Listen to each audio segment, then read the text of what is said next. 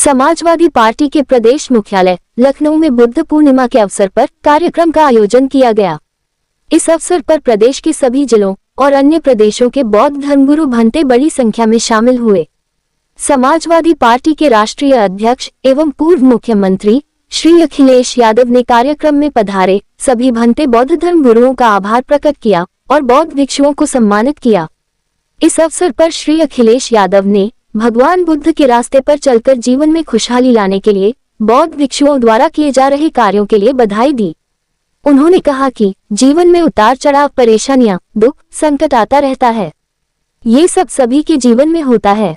भारत की धरती पर समय समय पर जो ज्ञान दिया गया है उसमें सबसे बड़ा योगदान भगवान बुद्ध का है। उन्होंने भारत के साथ ही दुनिया में अपना संदेश फैलाया। जो देश आज ऊंचाइयों पर है उन्होंने भी भगवान बुद्ध का रास्ता अपनाया। भगवान बुद्ध का सबसे बड़ा संदेश है, स्वयं के लिए दीपक बने, अपादीपो भवः। अखिलेश यादव ने बौद्ध भिक्षुओं को भरोसा दिलाया कि समाजवादी सरकार में लुम्बिनी, सारनाथ और कुशीनगर के विकास के लिए विशेष योजनाएं लाएंगे, जिससे भगवान बुद्ध के रास्ते पर चलने वाले बहुजन समाज को दुनिया से और जोड़ा जा सके। महिला आरक्षण पास हो चुका है। महिला आरक्षण पास हो चुका है। भारतीय जनता पार्टी महिला आरक्षण को पास नहीं करना चाहते। महिलाओं के लिए पास नहीं करना चाहते। महिला आरक्षण तो पास हो गया और इधर सभी दल एक हो गए डिलिमिटेशन के बात को लेकर के।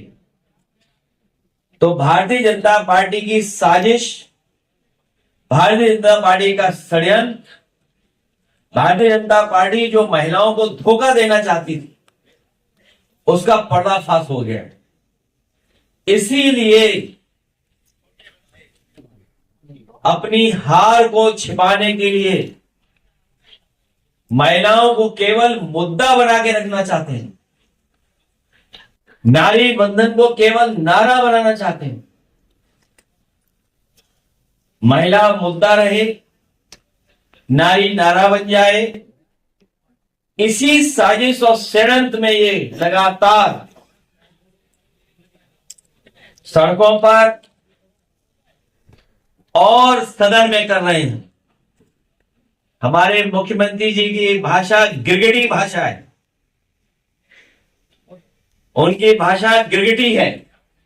अगर ये शब्द ना बना हो तो मैं चैट जीपीटी से कहूंगा ये नया शब्द बना दो।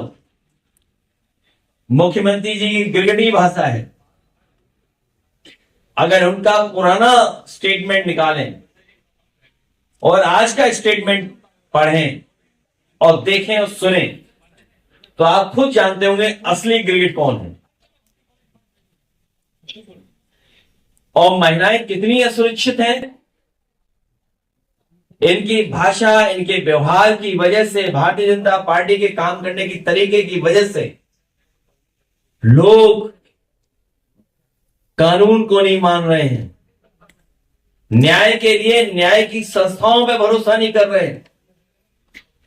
अपने हाथ में कानून ले रहे हैं और आगे बढ़कर के अन्याय भी कर रहे हैं। हाल ही में जब अभी मैं हरदोई गया था तो हरदोई में बेटी के परिवार से, उसके भाई से और उसके सगे संबंधियों से सबसे मुझे मिलने का मौका मिला था। उन्होंने जो दुख बताया, जो उनके साथ जिस तरह का व्यवहार हुआ है, बेटी जगह जगह गई अपने न्याय के लिए। वहां के पुलिस कप्तान के पास कई बार गई, लिखित उससे दरखास्त दी। कई बार व्यक्तिगत खुद मिलकर के जन सुनवाई में उसने अपनी बात रखी। जन सुनवाई पोर्टल पे अपनी शिकायत रखी। और महिलाओं की सुरक्षा को लेकर के एक और पोर्टल है, एक और व्यवस्था है, उस पे भी अपनी शिकायत की। थाने पे गए, कप्तान से मिले, एसओ, सीओ, जाने कितने अधिकारियों से मिले, लेकिन उसके बावजूद भी उसे न्याय नहीं मिला। और वर्चस्ववादी लोगों ने, भारतीय जनता पार्टी के समर्थित लोगों ने उसकी हत्या कर दी। उस परिवार की मांग है कि उत्तर प्रदेश की सरकार की जांच में उन्हें न्याय नहीं मिलेगा, उसकी सीबीआई जांच हो, उनके परिवार की आर्थिक मदद हो। जिस तरीके से सरकार मदद में भी भेदभाव कर रही है, पीड़ित दुखी के साथ कोई भेदभाव नहीं करे, और परिवार की सुरक्षा का भी पूरा इंतजाम सरकार करे। भगवान गणेश जी को दूध पिलवा दिया। बाद में कई अखबारों में निकला कि वो सरफेस टेंशन एक है थ्योरी, जिस तरह की हमारी डिब्बी जलती है, उसी की वजह से वो प्रोसेस हो रही। हमारे मुख्यमंत्री जी की जो भाषा है, वो अपनी एनर्जी भाषा में निकालते हैं, लोगों को अपमानित कर देते। सदन में बताइए क्या कह रहे थे, क्या भाषा थी उनकी। और कुछ लोग तो बीजेपी के गुलाम हो गए हैं, जैसा बीजेपी कहती है वैसा ही करते हैं। कभी कभी ये भूल जाते हैं वो बीजेपी के लिए लिख रहे हैं कि आजादी की लड़ाई में ये लोग अंडरग्राउंड रह करके खुफिया बने हुए अंग्रेजों से मिले रहे।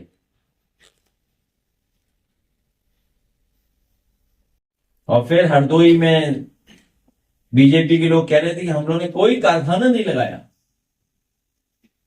हम आपको बता दें,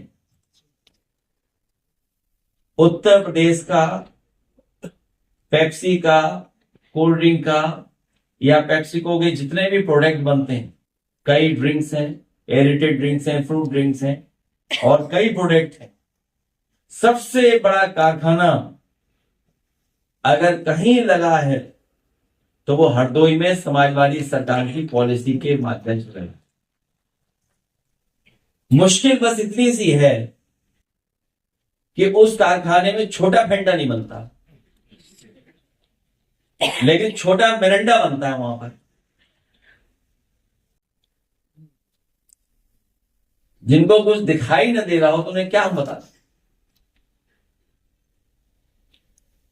और उद्घाटन करने के बाद ही गंगा एक्सप्रेस वे बंद कर दिया गया है कि कोई नहीं चल सकता है। बड़ी मुश्किल से हम लोगों ने खुलवाया तो हम लोग चल पाए। इनके पहले भी उद्घाटन हम लोगों ने देखे, बरसात आते ही कुछ चीजें बह गई। इस बार भी बरसात आते ही देखना क्या क्या बह जाएगा,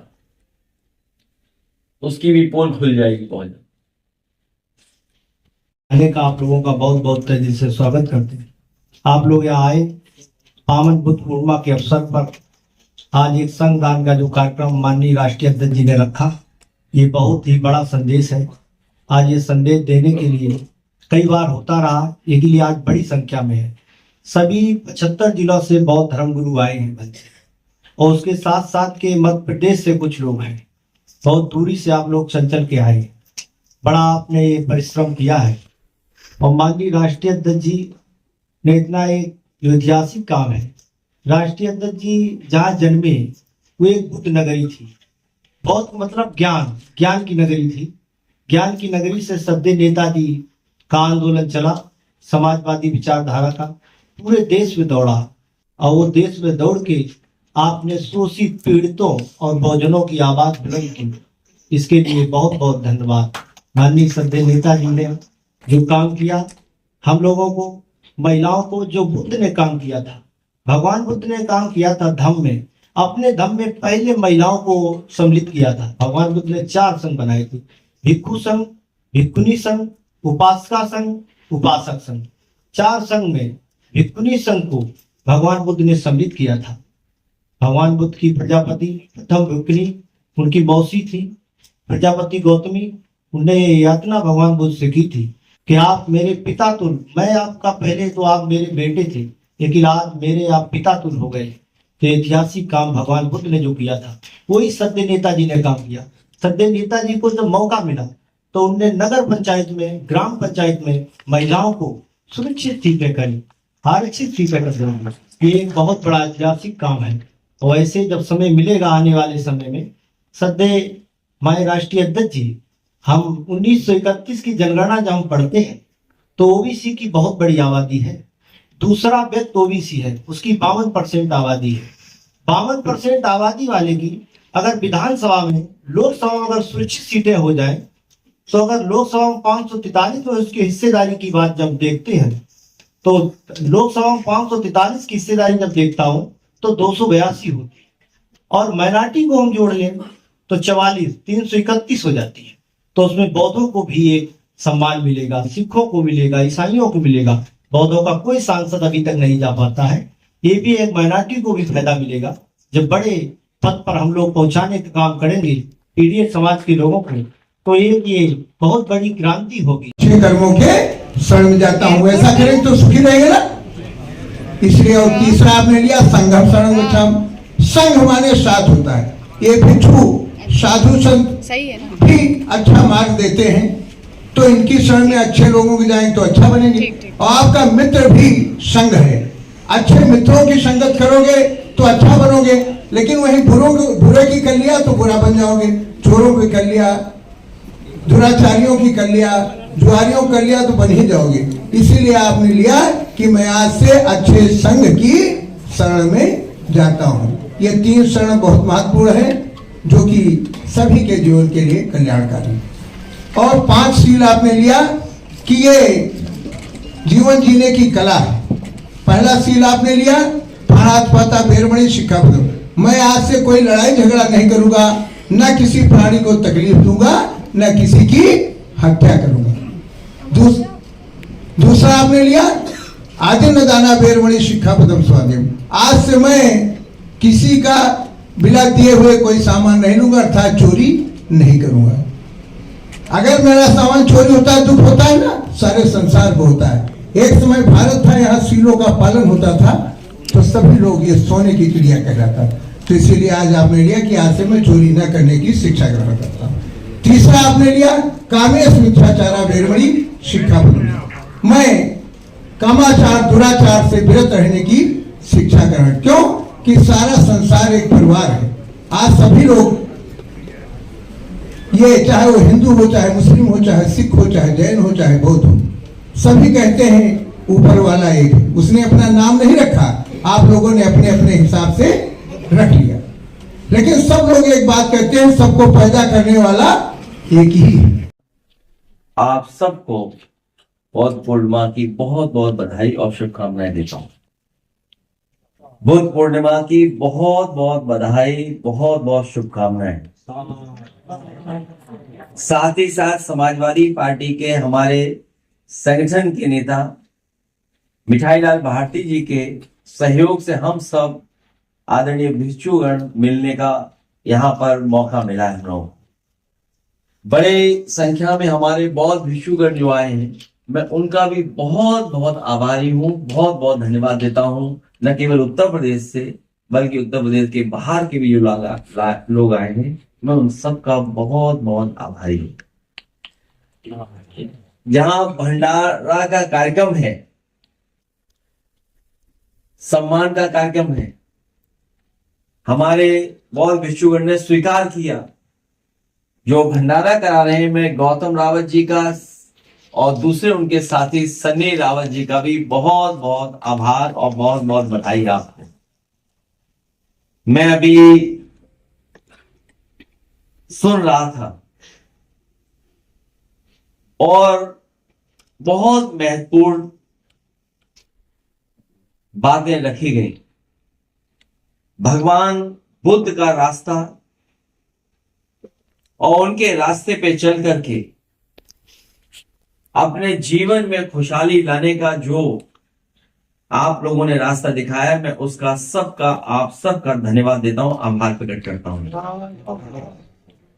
जीवन में उतार चढ़ाव, बहुत सारी परेशानियां, दुख, संकट, और किसी का जीवन ऐसा नहीं है जो इन चीजों से भरा ना हो। बहुत सी चीजें पसंद की भी नहीं होती, हम संतुष्ट भी नहीं है बहुत सी चीजों से।